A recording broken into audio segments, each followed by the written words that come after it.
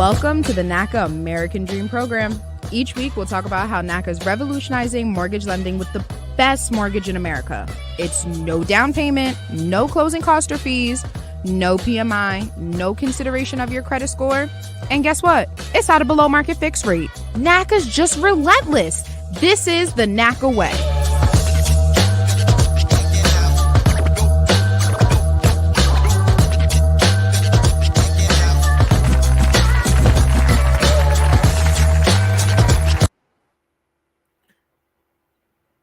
Hey, welcome back to another episode of NACA's American Dream Program, where we always have exciting news about NACA and the upcoming events. And guys, when I tell you, we have so many new things that I just can't keep up with them myself that we have to share with you today. But before we even get started, we have our friend and buddy and pal, Eric Exum, back to tell you how to get through that mortgage process, how to get underwritten and get your home out, getting your home. But first, before we even get started with that, we're going to go say, hey, in Texas to Anjanette, what's going on? How you doing? What's the weather like over there? Hey, Damian. Hey, out there in the world of NACA. Welcome everyone to America's Best in American Mortgage program, the NACA podcast. So good to be here today. In Houston, Texas, we are looking good in the neighborhood. It's a beautiful day to be out there and about driving around in this beautiful, nice spring weather, getting your home or looking for that dream home, brought to you and sponsored, mortgage powered by NACA. It is a great day to be out there looking for a home and going through the NACA program. And guess what? At a 5.5% interest rate on a 30-year fixed, a 5% interest rate, and yes, I did say 5, on a 20-year fixed, and a 5.25 on a 15-year fixed. You still can't beat that with a stick, because guess what? It is the lowest in the town. It is the best in the land. And across the country, you're not going to be able to get any better than that, where you can come to this program and buy down your rate all the way down to 0 point whatever. You can buy your rate down to a 0%. Yes, I said it right here. But want to talk about the great things we're having that comes through NACA. We have our our Achieve the Dream event. Yes, we are back. We just finished a wonderful event, Damian, over the weekend. We were in Lima, Ohio. We were working with Mayor Smith there, and we did some good things there. Really got some qualifications through. Good turnout. Weather wasn't favorable on the first day. It was a little rainy, but guess what? People all across the land really understand that, guess what? That my dream of home ownership should not be dictated by weather, by any challenges. I will not let that stop me. They came out and they showed out in Lima, Ohio. So big shout out to everybody out there in Lima. And the next event will be happening June 23rd. That's right. Friday, June 23rd through Tuesday, June 27th in Newark, New Jersey. So you want to know more about that? Yes, we will be in Newark. So New York, Hartford, Connecticut, Rochester, Buffalo, Philly, Boston, DC, Baltimore. You guys come on out. Come to Newark, New Jersey, where we'll be right there. If you want to know more, always tune in to us. You can find out more about the workshop, more about the event, more about the Achieve the Dream event at www.naca.com. That's www.naca.com. You can find out all about the 5-day event. 23, 24, 25, 26, 27. Yes, 5 days. I had to think about that for a minute. Yes, it is a 5-day event in Newark, New Jersey happening. There you go. Thank you. Boy, good old Shola. He puts it right there. 5-day event. And it's going to be at the Robert Treat Hotel, 50 Park Place, Newark, New Jersey. So definitely check it out. We're going to always look at us on our social media platforms, where we'll be posting out as we count down the days to June 23rd, which is day 1. So if you are waiting for an appointment for your counselor, you shouldn't be. Guess what? Call us, like us, do whatever you want to do with us, but you can always reach out to us for an early appointment. And if you're waiting for the June event, Friday, June 23rd through Tuesday, June 27th, you can always come out and speed up your process by bringing your documents, get your documents uploaded into our member portal system, and you can have the documents entered into the system. Go sit with a counselor, go to our mortgage processing department to get processed and decision same day. Walk out during that 5-day event with Awesome. a qualification. That's right. Brought to you, empowered by NACA. Damien? I got a question to ask. It seems like NACA is doing these home buying workshops, not just in large areas, but it looks like, because I've never heard of Lima, Ohio. So how did that happen? What makes it happen? And if I live in a small area, can my mayor or councilman reach out, and how would they do that to get it in another small area somewhere else in the country? Absolutely. And yes, we are. You know what we wanted to do? We started the year off with our King, with celebrating King Day weekend, doing a weekend of service instead of a day of service. Right. We're here to serve every day, but we did a weekend of service event, and we thought about this and said, you know what? We always go to the major, large metropolitan areas. You know, Atlanta, Miami, Houston, Dallas, Vegas, Chicago, New York. We always go to the major metropolitan areas, but let's take this a step back and not go back, but move forward in the right direction. We always tend to not highlight or put in the forefront the people that really, really need the help the most. And that's our small towns. You know, I'm a product of a village, you know, and I'm pretty proud of that. I'm a product of a village, small town in Louisiana. I'm a Grambling State girl, guys. So small town in Louisiana. And so because of that, we tend to be the ones that kind of get left behind on products and services that are offered to us. And we have to do a little extra to research and get those opportunities that are truly afforded to us. So NACA is taking a step in the right direction, saying, you know what? We're going to meet people where they are. We're going into the heart of the areas of the people that need us the most. So in areas like Baker Hill, in areas like Tuskegee, Selma, in Alabama, when we did the King Day event, we went into the smaller, more rural areas of Alabama to serve. We went into small areas in Louisiana and served. We're going to do the same thing in Mississippi and Arkansas. We do that. We're planning on doing that. But Lima, Ohio, Mayor Smith was a young lady that reached out to us and said, my constituents need access to affordable housing. And in Lima, Ohio, I know you guys have an office in Cleveland, but that's hours and hours away. Can you meet me here? And I will provide you a place to host an Achieve the Dream event. Just get here. I don't care how you get here. Like the song say, I don't care how you get here. Just get here if you can. And that's what we did. We worked with the mayor and the mayor's office, and we took the staff there, and they actually provided us with a lovely multi-purpose center to go and have this event. And it turned out favorable. We had a wonderful turnout. The first day it was raining, but it didn't stop anybody from coming out to get access to this program and get qualified. We had people getting qualified every single day. And it was great. Yesterday was the last day, but that's not the last time. It was the last day for this particular event. But NACA did make sure, what we always do is make sure you have access to our state-of-the-art member portals tool, where you can just log on your mobile device. You can upload your documents using your cell phone. You can get access to America's Best Mortgage using your cell phone. So we left them with tools that they can use and get that access that they need. Obviously, we left them with the office being a few hours away, but they know that if they need to get to the office, they know exactly where that is.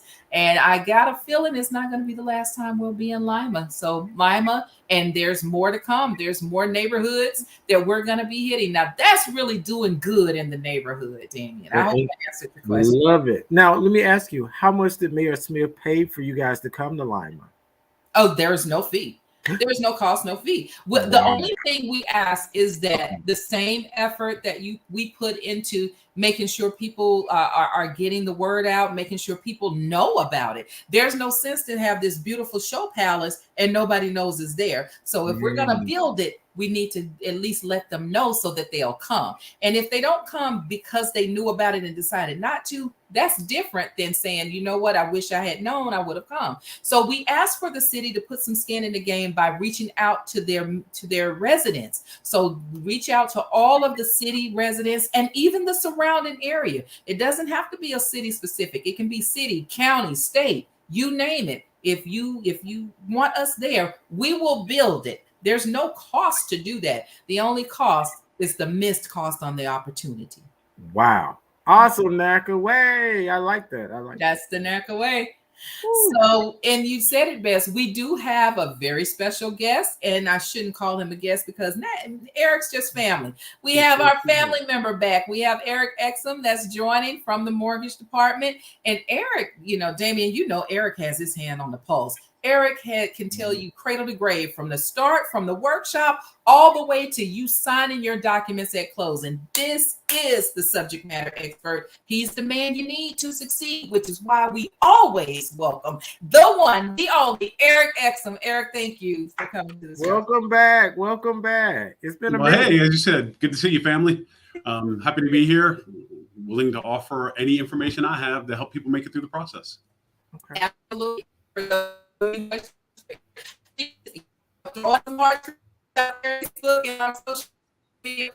all over the place, Eric.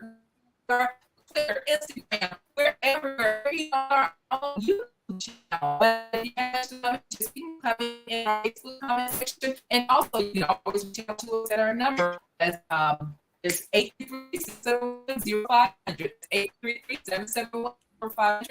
We'd love to hear from you. Eric, one of the questions that we got hit with over the weekend, because we wanted everyone to know that we had you on the show, and people even went to our Spanish show looking for you, which you weren't there. Wow. He belongs with us. So no, Eric is willing to serve everywhere he's needed. But one of the questions was, can you explain minimum required funds as opposed to mortgage insurance and things like that? That was one of the misnomers that came up. Sure, and it's a great question. And minimum required funds are often confused with the funds documenting a savings pattern. So I'm going to back up and talk about minimum required funds first, and then the things that I might get confused with. Minimum required funds is a pretty simple concept. It's the minimum amount of money you need to be able to buy a house and close with the NACA product. It makes up the money for inspections, the prepaids, which are your taxes and insurance that you pay up front.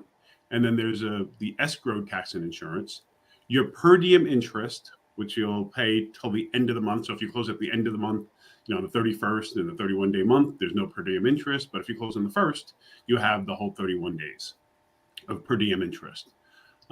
Minimum required funds can come from any source that's not borrowed. So it can be a gift.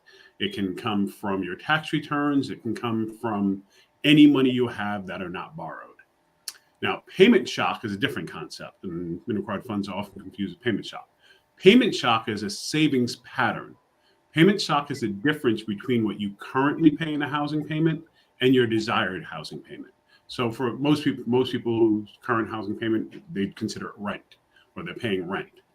So if your rent, for easy math, is $1,500 a month, and you need to get to a $2,500 per month payment to get the property you want, you need to demonstrate that you can afford $1,000 per month.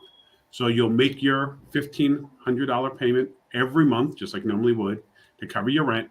Then you would save $1,000 a month. Then you know what it feels like to not have the extra $1,000 a month and what adjustments you need to make to your budget. So that when the time comes and you need to make the $2,500 a month payment for your mortgage, you'll have already made the adjustment to it. That's payment shock savings pattern. So again, minimum required funds, just the money you need, the cash to close, plus the reserve requirement. So when you're buying a single family property and your payment shock is less than $300 a month, reserves is 1 month of your full payment. That's principal, interest, tax, and insurance. If your payment shock is greater than $300 a month, 1 month reserve, you'll have 2 months reserves if you're buying a single family property. If you're self-employed, you need a little bit more cash flow, a little bit more reserves. So you need to have 3 months of the entire mortgage payment set aside. Then if you're buying a duplex, 4 months, a 3-family property, 5 months, and a 4-family or 4-unit property, you have to have 6 months reserves. That's money in your pocket after closing. So minimum required funds are funds to get through the closing, plus reserves, which you'll have after closing. So Eric, I do have a question with that minimum required funds. Is it the same for everybody? And if not, what determines why I may have a higher minimum required funds than, say, Angie and Annette? Great question. I know you know the answer, but it's great that you bring this up. So no, it's not going to be the same for everyone, right? Because if the purchase that I want to make is $200,000, right? My reserves are going to be different because my monthly payment's going to be lower. So all the reserves I just walked through, they'll be lower for somebody buying a $200,000 property than somebody buying a multifamily $800,000 property, for example. Then the other factors that come into play, inspection costs in your area. Inspections might be less expensive in Rock Hill, North Carolina, than they are in Little Rock, Arkansas. The other things that come into play are taxes and insurance. Well, Angie Annette's down there in Texas, where property taxes are 3 times as high as they are in most of Georgia, for example, where you are, or where you used to be. I don't know if you're still there now. But so there's going to be a lot more money needed to close on something in Texas because of the property taxes. That's all part of what you bring to closing. Okay. And then, of course, insurance. If you're buying in, say, New Orleans, insurance costs are much higher than more central in the country without the coastal storms, the flooding, the rainstorms. Then if you have, speaking of flooding, if you buy into a flood zone, you're going to have more money because you're going to have to pay your hazard insurance 1-year policy plus your 2 or 3 months escrows. And then if you're buying a flood zone, now you have to have, in addition to hazard insurance policy, your flood insurance policy 1 year plus your 2 or 3 months escrows. So good question, but no, minimum required funds are going to be unique to you, your desired purchase goals, and the location in which you want to buy. Okay, thank you. And you know what? I'm so glad you phrased it that way, Eric, because the reason why this particular member asked it on the other show was because she got information from another member, and their situation obviously is different from theirs. They weren't even in the same state. But I can't tell you how many people come to me and say, well, you guys had my cousin go down a completely different path. Yes, we did, because that counseling path was right for your cousin. We really have unique counseling services catered to and structured for everyone's purchase goals, right. Everyone's individualized goals. So, and that's exactly right, Angie Annette. The minimum required funds for one person might be different than somebody else. The savings pattern requirement might be different for one person than someone else. The compensating factors we're looking at might be different for someone who's had 3 late payments in the last 12, 24 months than somebody who had no late payments in the last 12 or 24 months. Exactly. So everyone's on a unique path. Right. And I want people to remember that, stop trying to keep up with that person. Do what's best for you. Stay in your lane, in your speed, go your speed. Don't worry about what the next person did. Just try to cross that finish line yourself. So I definitely want to make sure I put that out there. And Tawana is saying, hi, I got approved for a multifamily unit yesterday at the Achieve a Dream event in Lima, Ohio. I had everything ready, just had my home buyers workshop and got my NACA ID last Saturday. God is good. And Tawana, congratulations, love. Yes, he is good all the time. And we're so happy. And notice what she said, though, Eric. She had everything ready, prepared. She was ready for home ownership. Being prepared is no joke. It's no joke. I like the way you said that, because it's an interesting thing about the NACA process, right? It's virtually self-selecting. Here's something that most people don't realize until after they buy the house. Owning a house and maintaining a house is work, and a considerable amount of work.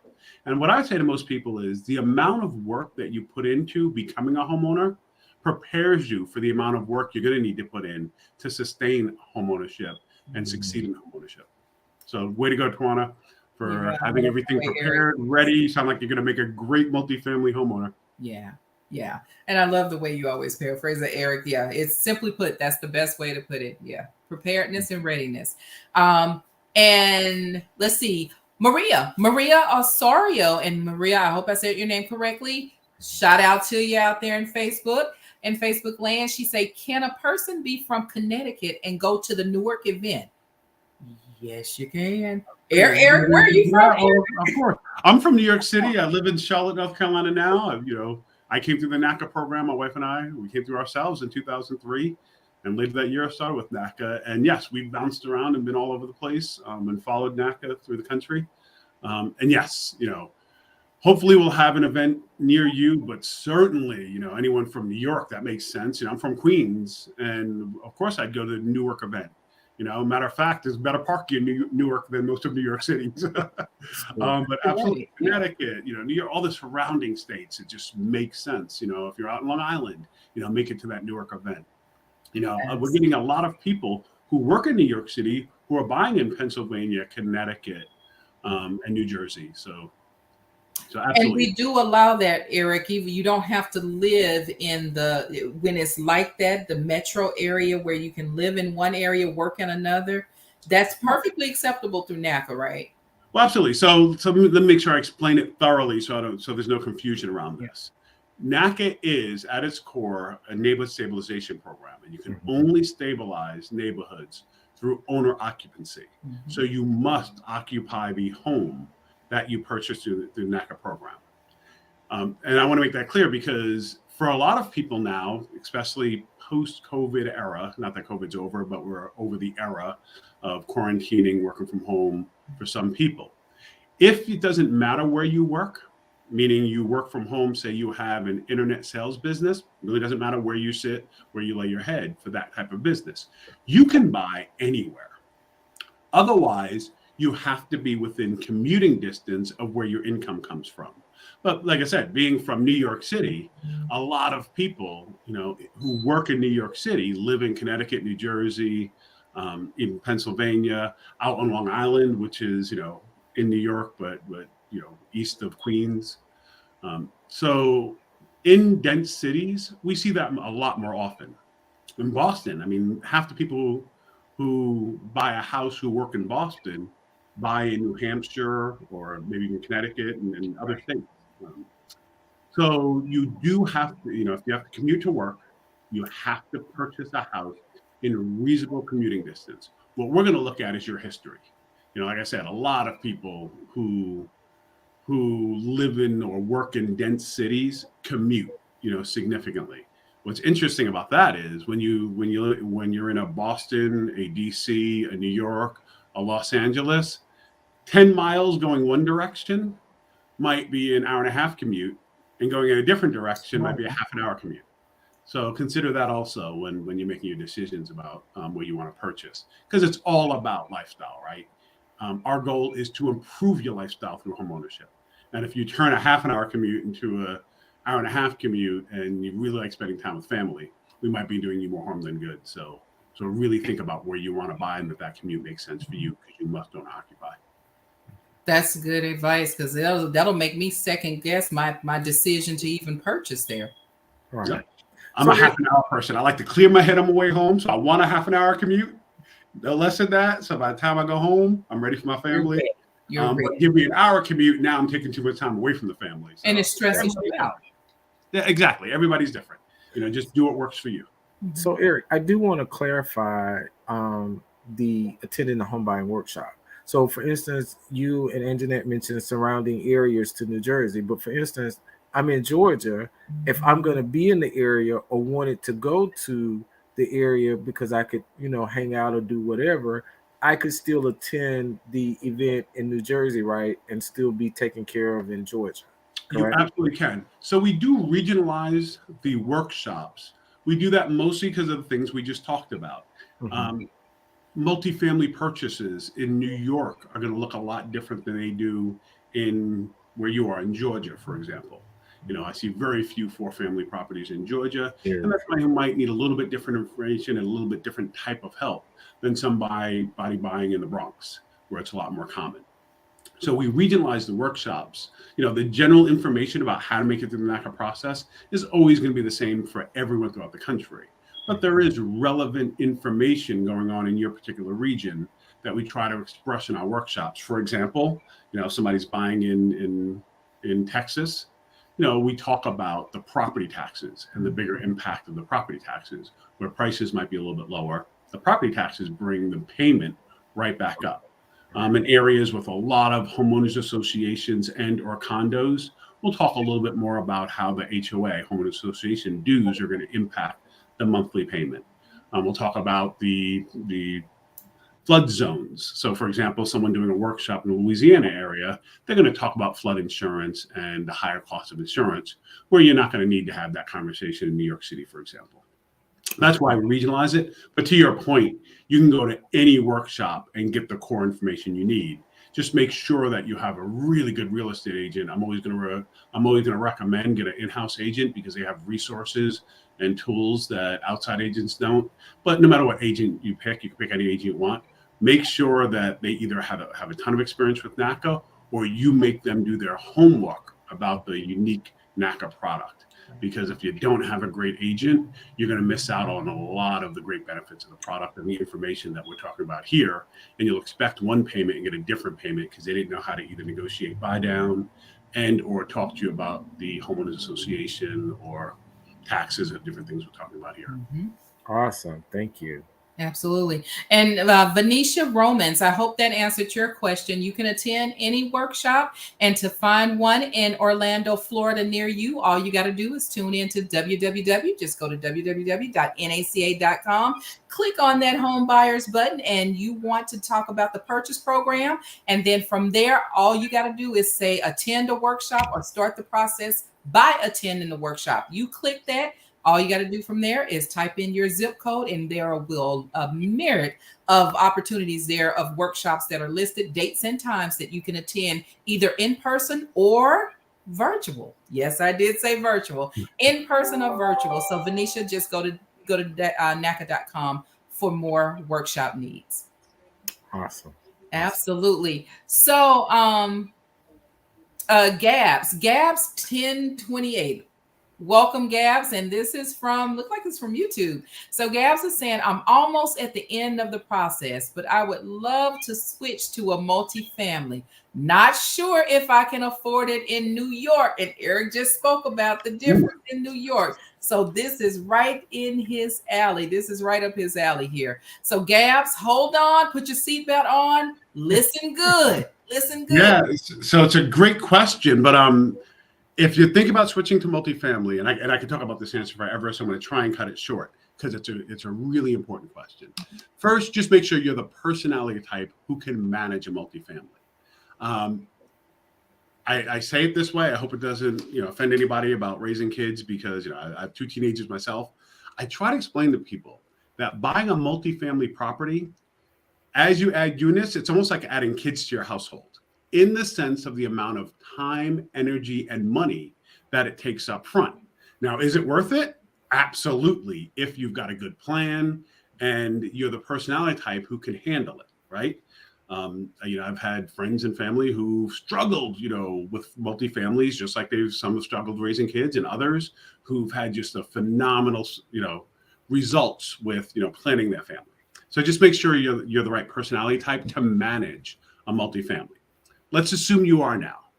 Well, New York might be the best thing that happens to you. You don't have to move further out.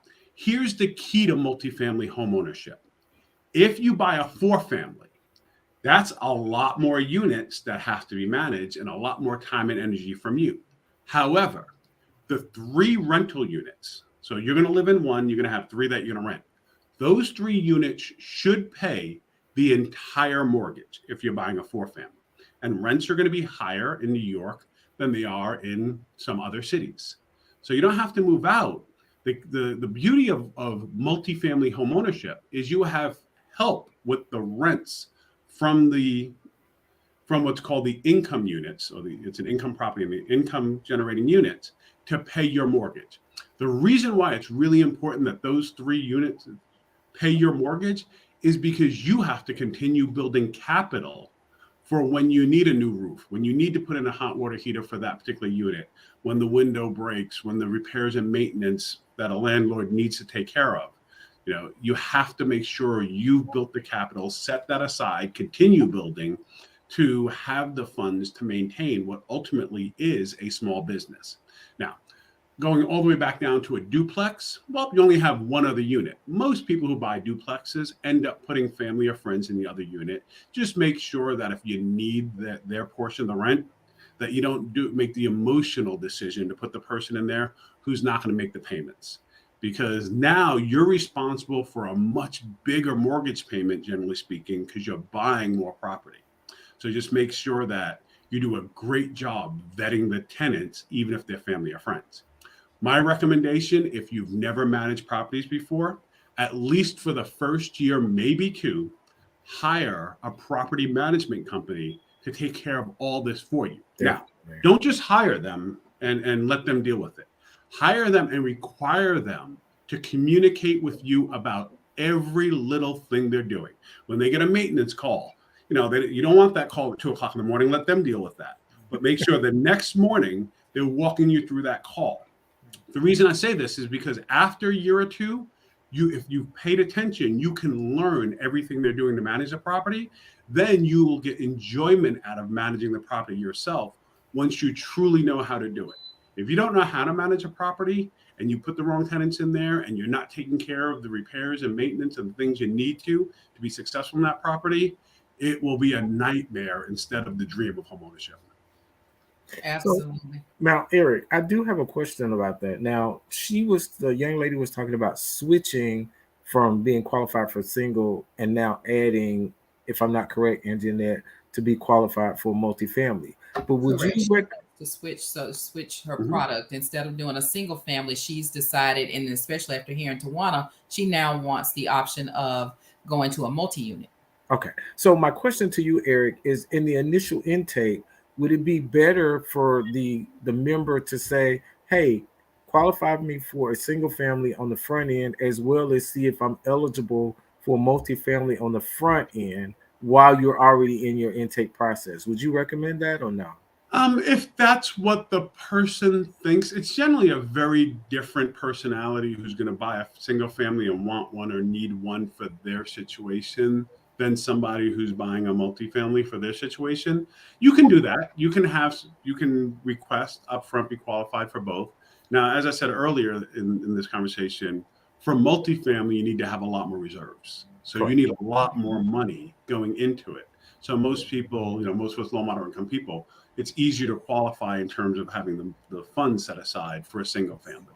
Okay. But, I hope I did a pretty decent job of preparing people and warning people that multifamily home ownership is a lot more work. However, just like anything, most things that are a lot more work, it can be a lot more rewarding if you're truly prepared. Okay. So we do require that you go to and complete a landlord training class, even if you're going to hire a management company, take care of the property, so you're more prepared. The people asking the question, interestingly enough, tenants' rights in New York City are going to be very different than tenants' rights in Texas. So you got to make sure you really understand it. You can't put a tenant out in New York City in the middle of the winter when the temperature is below X, right? So if you really need those rents coming in and you have 2 out of 4 tenants or 2 out of 3 tenants and you're living in the 4th unit, not paying their rent in the middle of the winter when you're trying to buy gifts, around the holidays for your family, that can really get you in trouble. So just make sure that you think all that through before you jump into multifamily home ownership. I think a lot of people push other people into it, believing that, hey, let them pay for the mortgage. You'll build generational wealth. And while there's certainly truth to that, you only build it if you succeed. And like anything else, success in something that has that kind of payoff requires a lot of preparation and work on your end to succeed and make it worth the while. But yeah, it is true. If you buy a $1.2 million 4-family in the Bronx right now, the payoff on that, the generational wealth it could build, is phenomenal. Because I don't mind dating myself, but back when my parents bought the house when I was a kid in Queens, A house in New York, the Bronx, Queens, etc., costs a tenth what it does right now. So the house that we paid off in Queens is worth 10 times what they paid for it, or more than that, actually, more than 10 times what they paid for it. Mm-hmm. So it can build generational wealth, where they might have paid less than $100,000 for a property. That same property is worth over $1 million today. Wow, 30 some odd years later. And it certainly does. You said it. You hit the nail right on the head. It certainly does generate wealth, but it generates. You have to be good at business and good business minded, and how you organize and stay and manage your expenses and all of your paperwork, everything. And again, you do generate wealth from a multi-unit only if your residents, your renters that you put in the property pay. So back to what Eric was saying earlier, if you're getting a multi-unit and you're going to live in one unit and the other three, you're going to hose it down with family members, just remember, family will lean on you kind of heavy and say, sis, cuz I'm gonna hit you next month, or I'm gonna pay you. It's the holidays. The kids. Those are your favorites. You remember little Susu and little Lonnie and all of that. And it's the holidays. You don't want me to take from them. Well, they just took your generational wealth. So my rule of thumb, and it is a personal thing, I don't do business with family because I want to keep them my family. There is a difference. So for me to be successful so that I can create that generational legacy for my seeds, I keep family out of it so that all of us can grow and prosper. And anything, I'm telling you, they say money is the root of all evil. You get a family member that owe you rent, and we got a problem. That is a long-term thing that is hard to catch up on, because if they miss that first month, it's going to be very unlikely that they're going to double up the next month and pay you. And with the best of intentions, it typically doesn't happen. So be careful of that. All right. Can't say it better. Vetting, whether it's family or not, vetting your tenants is everything. Yeah. When it comes to multifamily, or you end up paying for where they live to prevent the whole property getting foreclosed on. So you can go from the prospects of building generational wealth to losing everything, if you don't get the right tenants and if you're not able to sustain that property. Now that goes for single family also. I gotta say this. I see right now that people are dealing with, and I'm saying dealing with because that's exactly what it is. We're dealing with much higher prices than we saw 5 years ago, on top of higher interest rates. So a lot of people are focused on what it costs monthly to have a house, as opposed to focusing on the affordability monthly to sustain a house. So, make sure that if you get into that house, you can sustain the payments and you don't become house poor, making for a worse situation, doing more harm than good in homeownership. Homeownership is a beautiful thing, and it really does. Instead of paying a rent, you're paying a mortgage. What I would say to people is rents and mortgages right now, even with the prices up, are pretty compatible in similar neighborhoods, similar situations. Wow. So if right now you're paying $1,500 because that's what you can afford, that's where you need to stay, unless something changes. There's only two things that change affordability, right? An increase in income, increase in net income, or a decrease in spending. So you have to find things to eliminate in your budget. You can pay something off. If your car is paid off now and it's going to last for a while, you still got to set aside money for repairs. But maybe you freed up that $350, $400 per month. Maybe you adjusted your budget so you're not eating out anymore, or you're getting your hair done, every 8 weeks instead of every 3 weeks. But you got to make sure those lifestyle adjustments are worth it for you. Because it's important to look good, every 3 weeks instead of every 8 weeks, and that's your priority. Make sure that you're not going to put that money toward the house and then not be able to sustain the lifestyle that's important to you. Hope that makes sense. Awesome. Yeah, you said that best. You said that best. You got them thinking. You got a nail thinking, and Move with Lady V thinking, and Gabs is saying thank you for the very informative. So throwing up some hearts for you, Gab, because you had the multi-unit question, and I hope you achieve that dream, sweetie.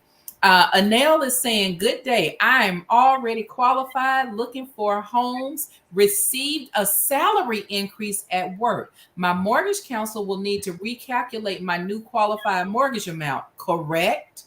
Yes. So what's really interesting is sometimes when we get an increase in income, we don't necessarily save that money. We've been holding the belt so tight for so long, we let it out. One little loop, One notch, yeah. one notch to exhale a little bit and start living a different lifestyle.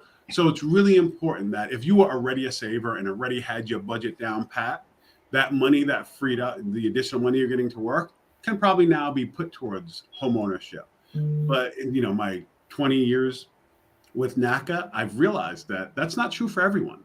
Some people can make the adjustment and put it straight towards housing.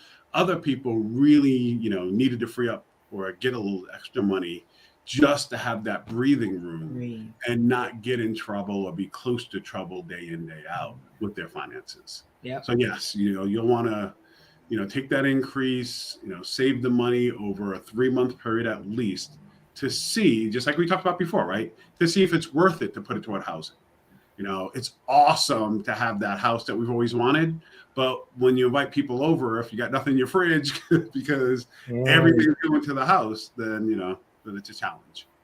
Exactly. You said it best, Eric. Very true. You said it best. Now, Move with Lady V is saying, hi, does having a payment plan for back taxes exclude you from getting qualified? I have an upcoming appointment, and that's something that I'm concerned about.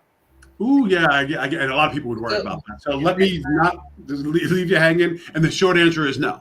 It is absolutely fine to have a payment plan for back taxes. Two things that you really have to think about. One, we are going to factor the payments that you're in to your affordability and your debt to income ratio. So make sure it's an approved payment plan and you document that you and the IRS worked it out, that those are the payments that they're going to accept, whether it's $75 a month or whatever it is, that they agreed to. That's what the terms are. The second piece you have to think about is we just finished filing our 2022 taxes. You cannot owe for the most recent year, because that means you're just in the same trouble over and over again. You're going to have to resolve and pay in full the most recent year you filed, and then you can have payment plans for previous tax years. Okay. Very good to know. Excellent. That is so excellent. That is very helpful. And this is the time of year where people have just filed their taxes or got extensions and things like that. So this is very, very, very helpful. A couple of people out there on the phone lines and everything are saying, when is the next event? When is the next event?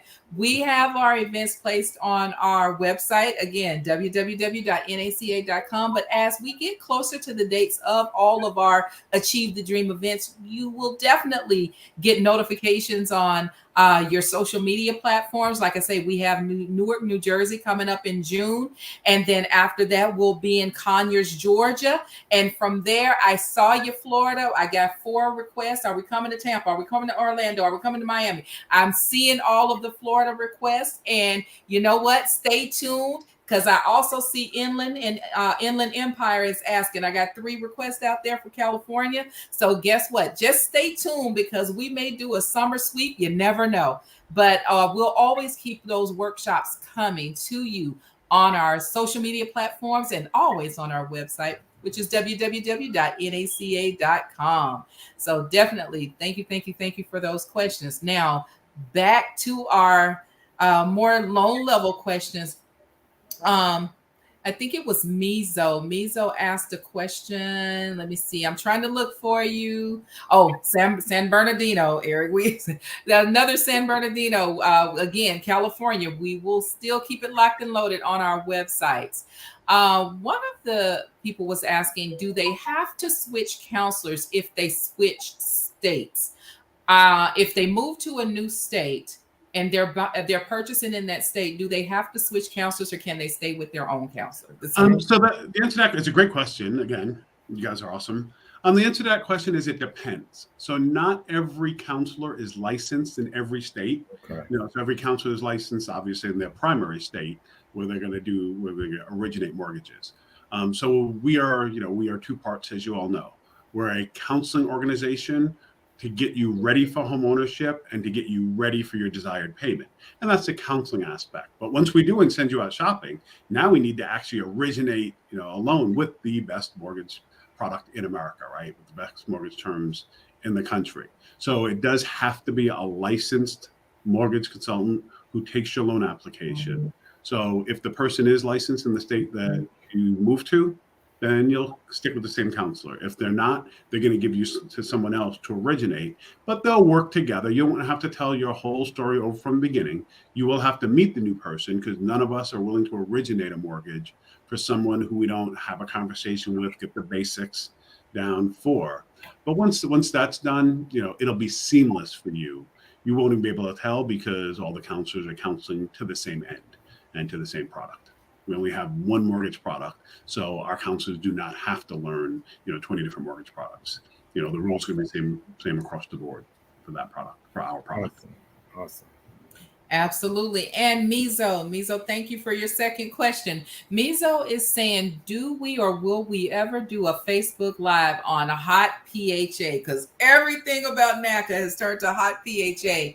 And if you guys out there don't know what hot PHA stands for, that's homeownership through public housing assistance. That's where you can take your voucher, your Section 8 voucher, and convert it into owning a home. Instead of paying the landlord, you pay on your own home. Only here at NACA. So to answer that question, I love the hot PHA program. I'm one of the, I've worked with it from the onset. I study it constantly. I continue to work with the different housing authorities and our CEO, Bruce Marks, who originally designed it. I've recently done several trainings on it. So I would be more than happy to work in any platform to explain it better. I did discover recently that a lot of people don't understand the difference between the Section 8 assistance they're getting now with a housing choice voucher for rental and the standard payment that housing authorities are willing to provide for the number of bedrooms that your family or your household size qualifies for. So I can help people explain the difference. I can help people figure out who to work with for their caseworkers to get a voucher switched from a rental voucher to a home purchase voucher, because they are two different types of vouchers you will get from your housing authority, from your local housing authority. I read the HUD guidelines, which is exactly that. It's guidance for the different housing authority programs throughout the country. But, again, they offer guidance, not necessarily the exact rules for the specific housing authorities in your area, the PHAs in your area, because there's a lot of room that HUD gives to the housing counseling agencies and the housing authority in particular jurisdictions. So that was a really long way to say I'd love to help and participate in that. I am not, and I'll tell you, I love talking to you all, but I don't do social media in my house. We have two teenagers. We don't allow it in our household. So I am not in the know about, Facebook Live and all that stuff. But if you invite me, set it up for me, I will join and do my best to answer questions to the best of my ability. And you know what, Damien, let's talk about that with Shola later. We may be able to set one up right here. How about us doing it live on Facebook Live through our NACA channel? We can set up a podcast and we'll do it just for you on the Hot PHA program. So we can do that. That's and I can't say this enough. Everyone who's listening out there, write it down. Hot PHA. It is so underutilized. Mm-hmm. Anyone in the country who has the opportunity to get a housing choice voucher needs to combine that with the NACA mortgage and become a homeowner. Something interesting Anginette said at the beginning of this call. She told you today our 30-year rate is 5.5%, but our 20-year rate is 5%. Mm-hmm. She then went on to say our 15-year rate is a 5.25%. Did you just hear that? Yeah. Our 20-year rate is lower than our 15-year rate. Yeah. Now, what's interesting about the Hot PHA program, most people, unless you're disabled or of a certain age, will get the assistance for 15 years, even if it's just 30-year loan. Well, we don't want you falling off the cliff like that after 15 years, getting 1,000, 1,500, whatever it is, assistance per month, and all of a sudden it's gone. So we will put you in the 20-year mortgage. With, again, you get more house because of lower interest rate, and then work with you on slightly accelerated payments so that by the time the vouchers are gone and you're not getting the housing authority assistance anymore, your mortgage is paid off and you don't have I love it. years to fall off of. I love it. It's such an awesome program, so underutilized, and frankly, it's the members I personally enjoy working with most because, generally speaking, people who get housing authority assistance are true low moderate income members who need the help the most. Right. I love it. And to be the most appreciative. It is a game changer. It is, everything Eric said is true. It is just a game changer for anybody out there on the voucher. Convert it, do it. Ask your local NACA at your workshops. Ask about it. If you have a counselor, ask your counselor about it. If you have that voucher, get to a workshop this weekend. Whatever weekend's coming up, get there. It doesn't hurt to just go and find out about it. Pretend like it's that concert you've been waiting for. That Janet Jackson. Don't see me there, beat me there. All right, Damien, trying to throw in control, but don't see me there, beat me there. All right, and I definitely want to give a shout out, throwing up some hearts to you, Mo Better girl. We love you. She said, "Hello, family. Hello, Eric. Hello, Damien. Hello, Mo Better. Welcome back, girl. Nice to see you." Asking a question for Lexi Avlin. And Lexi, I hope I pronounced your last name correctly, but Lexi is saying it's a good question. Are you guys going to accept grants with the Georgia Dream? If not, whom do you work with that gives first-time homeowner grant money? Oh wow, what a great question! And you're opening me up to what I've been working on, and my team has been working on for the last 5.5 weeks. So one of our team members went out there and found 311 grants, through just internet searches, and just found them and put them on a spreadsheet.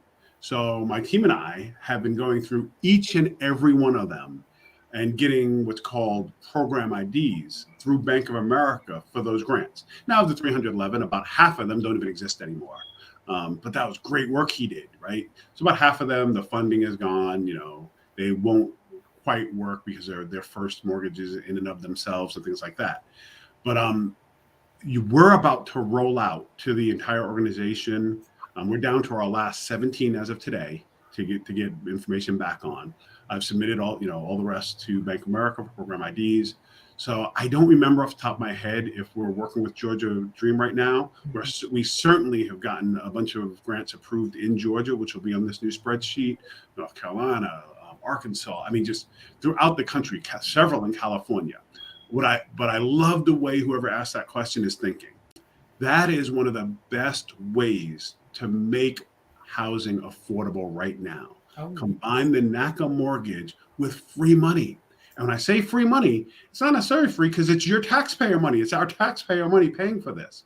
So you have to help us advocate for you and to make sure that those grant funds are available to you when using the NACA program.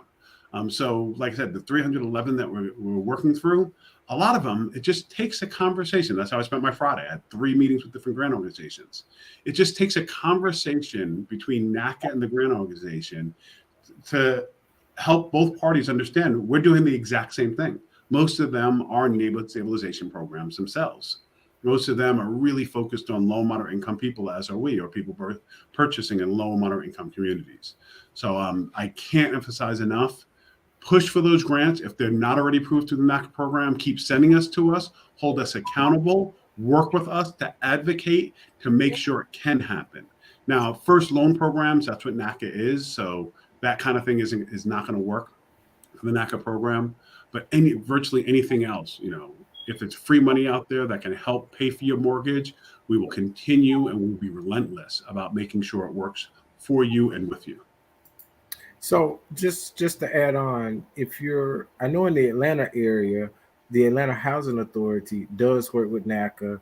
and Fulton County does work with NACA. I don't know about any more. There may be more on Eric's list that I'm not aware, but those two I do know. And the Atlanta grant goes up to 20, but possibly 25 if you qualify. And the Fulton County is 10,000. So those two I do know of, that in the Atlanta and surrounding area. Yeah, I didn't want to name them out, but I know we're working in Conyers, Georgia right now, and there's a grant available there. One of my counterparts, he just did the training, as did his assistant, for another county in Georgia. So there are several counties in Georgia we're working with. I didn't want to Good, off the top good. of my head. And hey, before we get too far out there, yes, somebody asked if they can contact me directly. I think it was Mezzo Z, about the Hot PHA program. Absolutely, just shoot me an email with your questions. My email address is eexum@naca.com. And I'll be happy to answer the questions about the Hot PHA. Anybody shooting me specific questions, please do that. Please ask very pointed questions so I can give you very pointed answers.